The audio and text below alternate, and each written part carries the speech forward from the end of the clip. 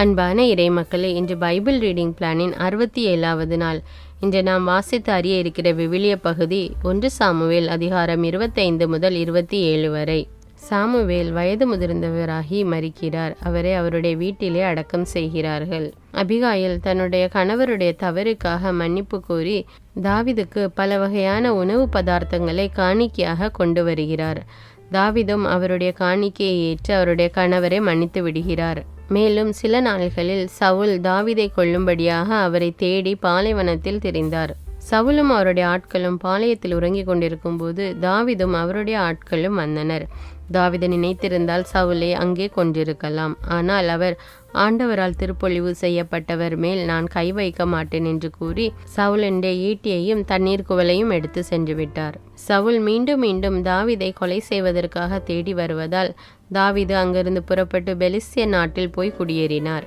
இன்று நாம் 1 சாமுவேல் அதிகாரம் 25 முதல் 27 வரை வாசித்து முழுமையாக அறிந்து கொள்வோம். 1 சாமுவேல் அதிகாரம் 25. சாமுவேலின் இறப்பு. சாமுவேல் இறந்தார். இஸ்ரவேலர் எல்லோரும் ஒன்று கூடி அவருக்காக துக்கம் கொண்டாடினர். பின்பு அவர்கள் அவரை ராமாவில் உள்ள அவரது இல்லத்தில் அடக்கம் செய்தனர். தாவீது புறப்பட்டு பாரான் பாலைநிலத்திற்கு சென்றார். தாவீதும் அபிகாயிலும். கர்மேலில் சொத்துக்களை உடைய ஒருவன் மாவோனில் இருந்தான். அம்மனிதன் செல்வமிக்கவன். அவனுக்கு 3000 ஆடுகளும் 1000 வெள்ளாடுகளும் இருந்தன. அவன் கர்மேலில் தன் ஆடுகளுக்கு உரோமம் கத்தரித்து கொண்டிருந்தான். அம்மனிதனின் பெயர் நாபால். அவன் மனைவியின் பெயர் அபிகாயில். அப்பெண் மிகுந்த அறிவும் அழகும் வாய்ந்தவள். அவள் கணவனும் முரடனும் இழிந்தவனுமாயிருந்தான். அவன் ஒரு காலேபியன். நாபால் தன் ஆடுகளுக்கு உரோமம் கத்தரிப்பதாக தாவீது பாலை நிலத்தில் கேள்வியுற்றார். தாவீது அங்கே 10 இளைஞர்களை அனுப்ப எண்ணி 10 பேரை அழைத்து, நீங்கள் கர்மேலுக்கு சென்று அங்கே நாபாலை கண்டு என் பெயரால் அவனுக்கு சமாதான வாழ்த்து கூறுங்கள். அவனை நோக்கி, உமக்கும் உம் குடும்பத்துக்கும் உமக்கு உள்ள அனைத்துக்கும் நலம் உண்டாவதாக. ஆடுகள் உரோமம் கத்தரிப்பவர்கள் உம்மிடம் இருக்கிறார்கள் என கேள்வியுற்றேன். இடையர்கள் எம்மோடு இருந்தார்கள். நாங்கள் அவர்களை துன்புறுத்தியதில்லை. கர்மேலில் அவர்கள் இருந்த காலமெல்லாம் எதையும் இழக்கவும் இல்லை. உம் பணியாளர்களை கேளும், அவர்கள் உமக்கு சொல்வார்கள். ஆதலால் இந்த இளைஞர்களுக்கு உம் கண்களில் தயவு கிடைக்கட்டும். ஏனெனில் நாங்கள் ஒரு திருவிழா நாளில் வந்துள்ளோம். உம்மால் கொடுக்க முடிந்ததை உம் அடியார்களுக்கும் உம் புதல்வன் தாவீதுக்கும் தந்தருள்க என கூறுங்கள் என்று சொல்லி அனுப்பினார். தாவீதின் இளைஞர்கள் சென்று நாபாலிடம் தாவீதின் பெயரால் அவை யாவற்றையும் கூறி காத்திருந்தனர். நாபால் தாவீதின் இளைஞர்களிடம், தாவீது என்பவன் யார்? ஈசாயின் மகன் யார்?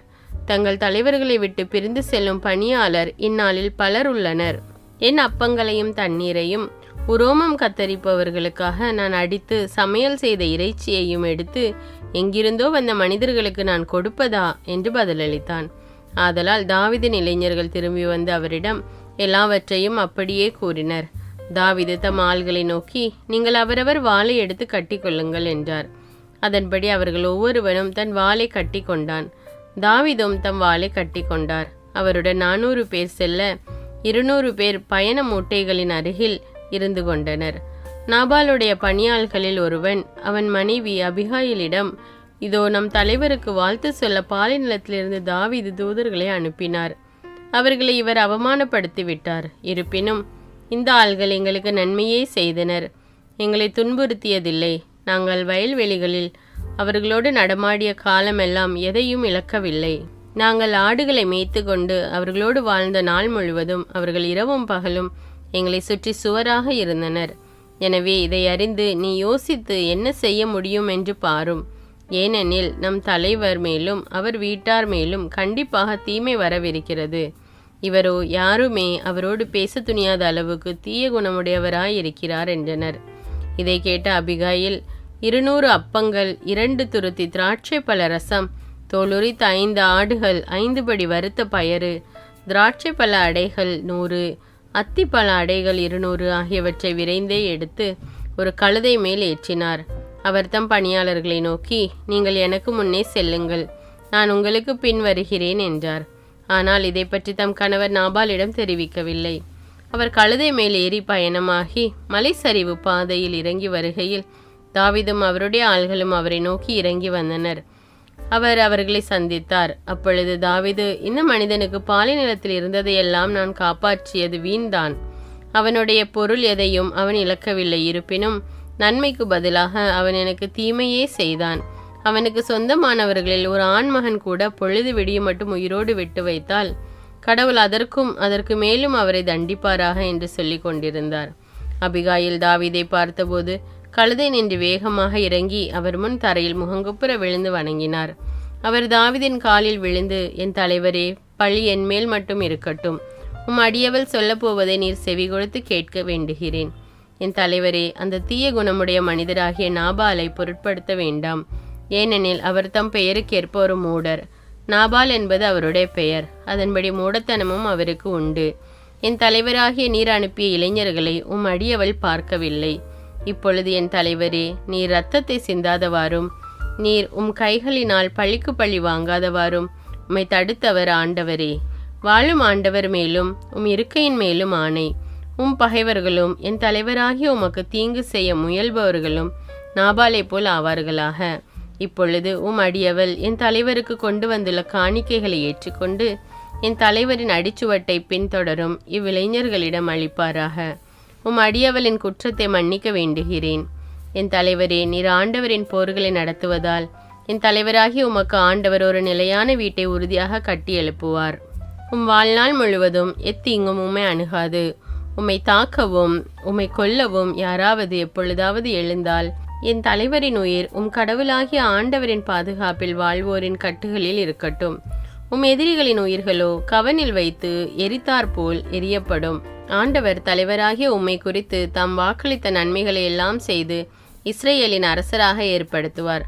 அப்பொழுது காரணமின்றி ரத்தம் சிந்தினது குறித்தோ என் தலைவர் பழிக்கு பழி வாங்கியது குறித்தோ என் தலைவருக்கு துயரோ மன வருத்தமோ உண்டாகாது.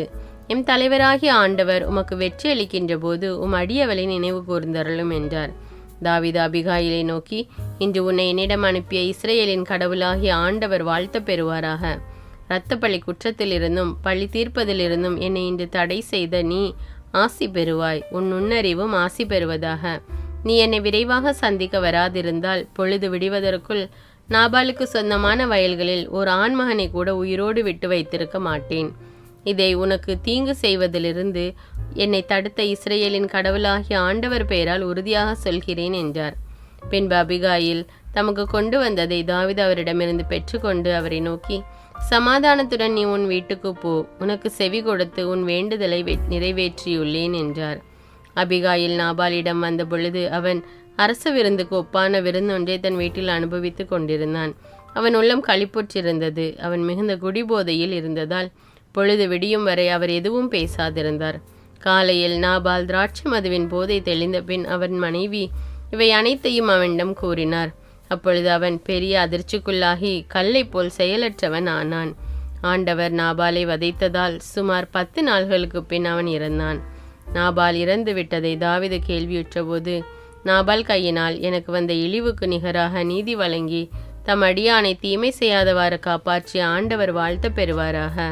நாபாலின் தீமைகள் அவன் தலைமேல் விழுமாறு ஆண்டவர் அவற்றை திருப்பிவிட்டார் என்றார். பின்பு அபிகாயிலை மணந்து கொள்வதற்காக தாவீது அவரிடம் தூது அனுப்பினார். தாவீது பணியாளர்கள் கர்மேலில் இருக்கிற அபிகாயிலிடம் வந்து அவரை நோக்கி, தாவீது உம்மை மணந்து கொள்ள விரும்புகிறார், அதற்காக எங்களை உங்களிடம் அனுப்பினார் என்றனர். அவர் எழுந்து தரையில் முகங்குப்புற வீழ்ந்து வணங்கி, இதோ அடிமையாகிய நான் என் தலைவரின் பணியாளர்களுடைய கால்களை கழுவும் பணிப்பெண்ணாக இருப்பேனாக என்றாள். உடனே அபிகாயில் ஒரு கழுதை மேல் ஏறி விரைந்து சென்றார். பணிப்பெண்கள் 5 அவருடன் சென்றார்கள். அவர் தாவீதின் தூதர்களை பின்தொடர்ந்து சென்று அவருக்கு மனைவியானார். இஸ்ரேலை சார்ந்த அகினோவாமையும் தாவீது மணந்து கொண்டார். அவர்கள் இருவரும் அவருக்கு மனைவியானார்கள். சவுல் தம் புதல்வியும் தாவீதின் மனைவியுமான மீகாலை கல்லிமூரானாகிய இலாயிசின் மகன் பல்திக்கு மணமுடித்து கொடுத்திருந்தார். 1 சாமுவேல் அதிகாரம் 26. தாவீது சவுலை மீண்டும் கொல்லாது விடல். பின்னர் சீபியர் கிபையாவில் இருந்த சவுலிடம் சென்று, தாவீது எசிமோனுக்கு எதிரே உள்ள அக்கிலா குன்றில் ஒளிந்திருக்கிறான் என்று கூறினார். அது ஆதலால் சவுல் சீபு பாலை நிலத்தில் தாவீதை தேடுவதற்காக இஸ்ரேலில் தேர்ந்தெடுக்கப்பட்ட 3000 பேருடன் அதை நோக்கி புறப்பட்டு சென்றார். சவுல் எசிமோனுக்கு எதிரே சாலையோரம் அகிலா குன்றின் மேல் பாசறை அமைத்தார். ஆனால் தாவீது பாலை நிலத்திலேயே இருந்தார். சவுல் பாலை நிலத்தில் தன்னை பின்தொடர்வதை அறிந்து தாவீது ஒற்றர்களை அனுப்பி சவுல் வந்தது உண்மைதான் என்று உறுதிப்படுத்தி கொண்டார். உடனே தாவீது எழுந்து சவுல் பாளையம் இறங்கி இருந்த இடத்திற்கே சென்றார். சவுலும் அவர் படைத்தலைவனும் நேரின் மகனுமான அப்னேரும் படுத்திருந்த இடத்தை பார்த்தார். சவுல் பாசறையினுள் படுத்திருக்க அவர் தம் வீரர்கள் அவரை சுற்றிலும் படுத்திருந்தனர். அப்பொழுது தாவீது இத்தியன் அகிமெலேக்கையும் செருயாவின் மகனும் யோவாபின் சகோதரனுமாகிய அபிசாயையும் நோக்கி, சவுல் இருக்கும் பாளையத்திற்கு என்னோடு வருவது யார் என்று கேட்க, உம்முடன் நான் வருகிறேன் என்று அபிசாய் பதிலளித்தான். ஆதலால் தாவீதும் அபிசாயும் இரவில் அப்பாளையத்திற்கு சென்றனர். சவுல் கூடாரத்தினுள் தூங்குவதையும் அவர் தலைமாட்டில் அவருடைய ஈட்டி தலையில் குத்தி இருப்பதையும் கண்டனர். அப்னேரும் படை வீரர்களும் அவரை சுற்றிலும் படுத்து உறங்கினர். அபிசாய் தாவீதிடம், இந்நாளில் கடவுள் எதிரியை உம்மிடம் ஒப்புவித்துள்ளார். ஆதலால் இப்பொழுது நான் அவரை ஈட்டியால் 2 முறை குத்தாமல் ஒரே குத்தாய் நிலத்தில் பதிய குத்தப் போகிறேன் என்றார். ஆனால் தாவீது அபிசாயை நோக்கி, அவரை கொல்லாதே, ஆண்டவரால் திருப்பொழிவு செய்யப்பட்டவர் மேல் கை வைத்துவிட்டு குற்றமற்று இருப்பவன் யார் என்று சொல்லி தடுத்தார். மேலும் தாவீது, வாழும் ஆண்டவர் மேல் ஆணை, ஆண்டவரே அவரை கொல்லட்டும், அவர் காலம் நிறைவுற்று தாமாக இறக்கட்டும், அல்லது போரில் சென்று அவர் மடியட்டும், ஆண்டவரால் திருப்பொழிவு செய்யப்பட்டவர் மேல் நான் கை வைக்காதபடி ஆண்டவர் என்னை காப்பாராக. எனவே அவர் தலைமாட்டில் இருக்கும் ஈட்டியை தண்ணீர் குவளையும் எடுத்துக்கொண்டு நாம் புறப்படுவோம் என்றார். அவ்வாறே தாவீது சவுலின் தலைமாட்டில் இருந்த ஈட்டியையும் தண்ணீர் குவளையும் எடுத்து கொண்ட பின் அவர்கள் புறப்பட்டு சென்றனர். அவர்களில் ஒருவரும் விழிக்கவில்லை, அதை காணவும் இல்லை, அறியவும் இல்லை. ஆண்டவர் அவருக்கு ஆழ்ந்த உறக்கத்தை அளித்திருந்தபடியால் அவர்கள் எல்லோரும் தூங்கி கொண்டிருந்தனர். பின்பு தாவீது கடந்து சென்று தொலைவில் இருந்த ஒரு குன்றின் மீது நின்றார். அவர்களிடையே மிகுந்த இடைவெளி இருந்தது. அங்கிருந்து படை வீரர்களையும் நேரின் மகன் அப்னேரையும் தாவீது கூப்பிட்டு, அப்னேர், நீ மறுமொழி சொல்ல மாட்டாயா என்று கேட்டார். அப்னேர் அதற்கு, அரசரை நேராக அழைக்க நீ யார் என்று கேட்டான். அப்போது தாவீது அப்னேரிடம், நீ வீரன் அல்லவா? இஸ்ரேலில் உனக்கு நிகரானவன் யார்? பின் ஏன் உன் தலைவராகிய அரசரை விழித்திருந்து காக்கவில்லை? மக்களில் ஒருவன் உன் தலைவராகிய அரசரை கொல்ல அங்கு வந்தானே. நீ செய்த இச்செயல் சரியல்ல. ஆண்டவரால் திருப்பொழிவு செய்யப்பட்ட உங்கள் தலைவரை நீங்கள் விழித்திருந்து காக்க தவறியதால் நீ சாவுக்கு உள்ளாவா என்று வாழும் ஆண்டவர் மேல் ஆணையிட்டு கூறுகிறேன். அரசரை நீட்டியும் அவர் தலைமாட்டில் இருந்த தண்ணீர் குவளை இப்போது எங்கே உள்ளன என்று பார் என்றார். சவுல் தாவீதின் குரலை அறிந்து கொண்டு, என் மகன் தாவீதே, இது உன் குரல்தானா என்று கேட்க, அதற்கு தாவீது, என் தலைவராகிய அரசே, இது என் குரல்தான் என்றார். மீண்டும் அவர், என் தலைவராகிய நீர் உம் அடியானை இப்படி பின்தொடர்ந்து வருவது ஏன்? நான் என்ன செய்தேன்? என்னிடமுள்ள குற்றம்தான் என்ன? ஆதலால் இப்பொழுது அரசராகிய என் தலைவர் தம் அடியானின் வார்த்தைகளை கேட்பாராக. ஆண்டவர் உம்மை எதிராக ஏவி விட்டிருப்பின் அவர் என் பலியை ஏற்றுக்கொள்ளட்டும். மனிதர்கள் அப்படி செய்திருந்தால் அவர்கள் ஆண்டவர் திருமுன் சபிக்கப்படுக. ஏனெனில் நீ சென்று வேற்று தெய்வங்களை வழிபடு என்று அவர்கள் கூறி நான் ஆண்டவருடைய உரிமையில் பங்கு பெறுவதிலிருந்து என்னை இந்நாளில் துரத்தி விட்டனர். ஆதலால் ஆண்டவர் திருமுன்னிலைக்கு வெகு தொலைவில் உள்ள நிலத்தில் என் ரத்தம் சிந்தப்படாதிருக்கட்டும். ஏனெனில் மலைகளில் ஒரு கௌதாரியை வேட்டையாடுவது போல் இஸ்ரேலின் அரசர் ஒரு தெள்ளுப்பூச்சியை தேடி வந்துள்ளார் என்றார். அப்பொழுது சவுல், நான் பாவம் செய்துள்ளேன். என் மகன் தாவீதே, திரும்பி வா. என் உயிரை இன்று நீ இவ்வளவு மதித்தபடியால் இனி உனக்கு நான் எத்தீங்கும் செய்ய மாட்டேன். இதோ நான் மூடத்தனமாய் நடந்து பெரும் தவறு இழைக்கிறேன் என்றார். தாவீது மறுமொழியாக, அரசே, உம் ஈட்டி இதோ உள்ளது. இளைஞரில் ஒருவன் இப்புறம் வந்து அதை கொண்டு போகட்டும். அவனவன் நீதிக்கும் உண்மைக்கும் ஏற்ப ஆண்டவர் உம்மை என்னிடம் ஒப்புவித்தார். ஆண்டவரால் திருப்பொழிவு செய்யப்பட்டவர் மேல் நான் கை வைக்கவில்லை. இன்று உம் உயிர் என் கண்களில் மிகவும் மதிப்பு மிக்கதாக இருந்தது போல் என் உயிரும் ஆண்டவர் கண்களுக்கு அருமையாயிருப்பதாக. அவரே என்னை எல்லா இக்கட்டிலிருந்து விடுவிப்பாராக என்றார். அப்பொழுது சவுல் தாவீதை நோக்கி, என் மகன் தாவீதே, நீ ஆசி பெறுவாயாக. நீ பல காரியங்களை செய்வாய், அவை அனைத்திலும் வெற்றி பெறுவாய் என்று வாழ்த்தினர். பின்னர் தாவீது தம் வழியே செல்ல சவுல் தம் இருப்பிடம் திரும்பினார். 1 சாமுவேல் அதிகாரம் 27. பெலிஸ்தரிடையே தாவீது. பின்னர் தாவீது, நான் இங்கே சவுலின் கையில் ஒரு நாள் மடிவது திண்ணம். ஆதலால் பெலிஸ்தியர் நாட்டுக்கு சென்று தப்பித்து கொள்வதை விட எனக்கு வேறு வழி இல்லை. அப்பொழுதுதான் இஸ்ரேலின் எல்லைக்குள் என்னை கண்டுபிடிக்கலாம் என்ற நம்பிக்கை சவுலுக்கு அற்றுப்போகும். நானும் அவர் கையிலிருந்து தப்பிவிடுவேன் என்று தமக்குள் சொல்லி கொண்டார். பின் தாவீதும் அவருடன் இருந்த 600 ஆள்களும் புறப்பட்டு சென்று மாவோகின் மகனும் காத்து மன்னருமான ஆக்கீஸ் என்பவரிடம் சேர்ந்தனர். அங்கே தாவீதும் அவர் தம் ஆள்களும் அவரவர் குடும்பத்தாரும் தாவீதோடு அவருடைய 2 மனைவியரான இஸ்ரேலை சார்ந்த அகினோவாமும் நாபாலின் மனைவியும் கர்மேலை சார்ந்தவருமான அபிகாயிலும் காத்து நகரில் ஆக்கீசுடன் தங்கினர். தாவீது காத்து நகருக்கு ஓடிவிட்டார் என்று சவுலுக்கு அறிவித்தனர். அதன் பின் அவர் அவரை தேடி செல்லவில்லை. தாவீது ஆக்கீஸை நோக்கி, என் மேல் உமக்கு இரக்கம் இருந்தால் நான் குடியிருக்க நாட்டுப்புற ஊர்கள் ஒன்றில் எனக்கு இடம் தாரும். அடியான் உம்மோடு தலைநகரில் ஏன் வாழ வேண்டும் என்றார். ஆதலால் அன்று ஆக்கீஸ் அவருக்கு சிக்லாகை கொடுத்தார். அதனால் இந்நாள் வரை சிக்லாகு யூதா அரசருக்கு உரியதாய் இருக்கிறது. தாவீது பெலிஸ்திய எல்லைக்குள் 1 ஆண்டும் 4 மாதங்களும் குடியிருந்தார்.